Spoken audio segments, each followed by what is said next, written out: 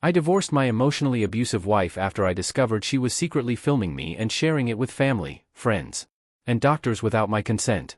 9 months I divorced my wife and I decided to do this without giving marriage counseling a try like she wanted.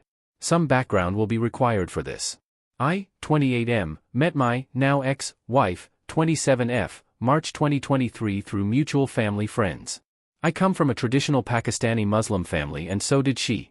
We seemed to hit it off and before I knew it were engaged. We originally planned to get married in early 2024. It got pushed back to October 2023 and immediately thought it was too soon, but despite me voicing my concerns everyone kept telling me it'll be fine and not to worry, and to my shame, I convinced myself it'll be fine as well. Some background on myself. I have struggled with anxiety/depression for all my life. October 2022 I had to take time off work due to immense stress and panic attacks and was put on sertraline and had some talking therapy. I was diagnosed with GAD at that time. All that seemed to help, and by the time I met my wife, I was on top of the world. Full of confidence and full of energy and feeling so much better about myself. My workplace had some concerns about some of my behavior potentially being akin to ADHD. My workplace gave me an ADHD screening which came up positive for ADHD inattentive type. This isn't a formal diagnosis, but it was enough to convince me and my work to put workplace adjustments in place. As explained, I met my ex-wife March 2023 and we got engaged end of June 2023. And during that time I was open and honest with her about my previous struggles with anxiety, the fact that I am on medication, I didn't mention sertraline as I didn't think it was necessary, and my newly discovered ADHD. I didn't tell my parents about the ADHD. Because I was scared. We were only 2 weeks out from the engagement. Everything seemed to be in place and everyone in the family had descended and there was a lot of pressure. I didn't want to be the one to put the brakes on it. After all, as far as I knew there wouldn't be any insurmountable obstacles. How naive I was. I never had a girlfriend or anything before this. Fast forward to later in 2023 and we got married. It's been many months and it's not been easy. The first problems were without me even realizing. I am naturally very oblivious and unaware, to the point where it's a running joke amongst friends. Especially about my social role as a husband and what I am supposed to do as a husband in certain social situations. This is something that does not come easily for me at all and takes a long time for me to learn for it to become second nature. But my wife hates this about me. So many times she has said, "Why didn't you say X, Y, and Z? It should be so obvious you had to do X, Y," but it isn't obvious to me. I haven't really been in relationships at all. I'd like to give a few examples for context. At the start she felt we weren't doing enough dates and couple stuff as a couple. She compared us to other couples as evidence for this. Bear in mind we had only been married 1 month by this point. I hold my hands up and say yes, we should have gone on more dates, and since then I had a concerted effort to make sure we did more things as couples. Dinners, playing badminton, going out for movies, shopping, etc. But she brought this up many times despite my best efforts and me trying. While on our actual honeymoon, took her to Malaysia, her watch broke and so I said I would buy her a new one. We went to a few different shops. She liked one which costed £350 to £400, I said we should keep looking and found a very similar one, same brand and everything for £150. She was happy with it so I bought it for her as a honeymoon present. I don't make much money so that was a big purchase for me.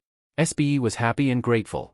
When we got back however she let me know she felt like not the priority. She felt that because I didn't buy her the expensive watch I didn't care about her and was happy to just give her cheap stuff. With hindsight I could have my thoughts on the purchase clearer and why I didn't want to do the expensive watch. She would get upset when I don't spend money on myself. I'm sorry but I never liked doing that. I never buy anything full price, and if I'm out shopping I don't feel the need to buy more clothes when I already have plenty and I'm happy with what I've got. 8 months later and I have saved up so much money and I'm almost ready to buy a house and have holidays planned. Is that such a bad thing? The other problem that has arisen to do my unawareness of how I am perceived outside. The face I make, the volume of my voice, even the way I walk.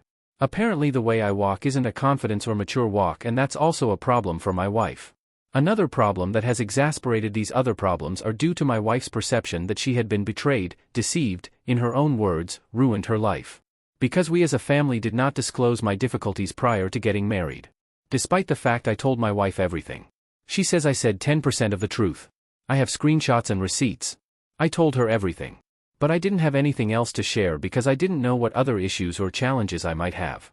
This has been the biggest issue by far. And has cropped up so many times in the marriage, despite apologies, despite commitments to be better, despite commitments to seek counseling and therapy, 12 months straight in therapy WOP. It hasn't helped. For 6 months it hasn't been good enough. My mistake was that I never told my parents, and so her family weren't aware of this. This has proved to be a big mistake because it's caused such a huge issue that they have accused us of committing fraud, of lying, or willful deception. But ultimately I told my wife everything before we even got engaged.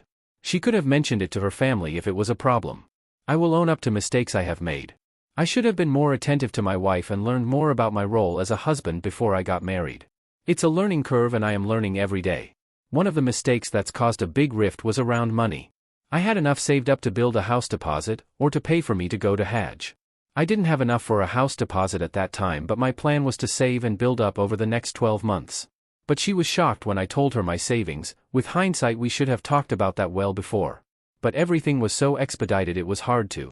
My only answer is because I've been renting for 5 years and the first 2 to 3 years was on crappy, not great salaries. I made the conscious decision to move away from home so I can invest in my career, and that meant renting and not saving on the short term.